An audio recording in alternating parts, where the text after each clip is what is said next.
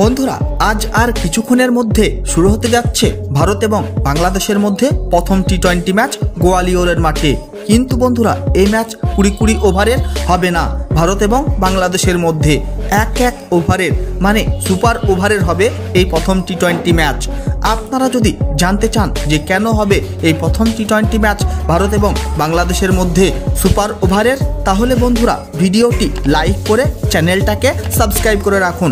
বন্ধুরা শুরু হতে যাচ্ছে ভারত এবং বাংলাদেশের মধ্যে 3টি টি20 ম্যাচের সিরিজ। আর এই 3টি টি20 সিরিজের প্রথম টি20 ম্যাচ আজ সন্ধে 7টা থেকে শুরু হয়ে যাবে ভারত এবং বাংলাদেশের মধ্যে গোয়ালিয়রের মাঠে।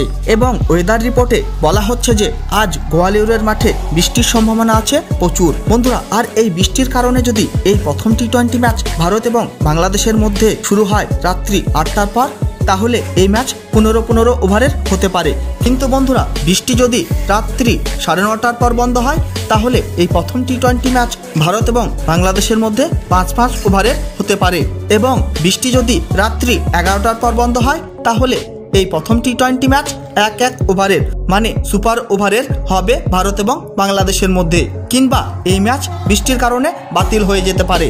কিন্তু বন্ধুরা এই প্রথম টি20 ম্যাচ যদি এক ওভারের মানে সুপার ওভারের হয়, তাহলে কে জিতবে এই প্রথম টি20 ম্যাচ, ভারত না বাংলাদেশ? অবশ্যই কমেন্ট করে জানিয়ে দেবেন আপনাদের মতামত। বন্ধুরা ভিডিওটি শেষ পর্যন্ত দেখার জন্য ধন্যবাদ জানাই। তাহলে দেখা হবে নেক্সট কোনো ভিডিওতে।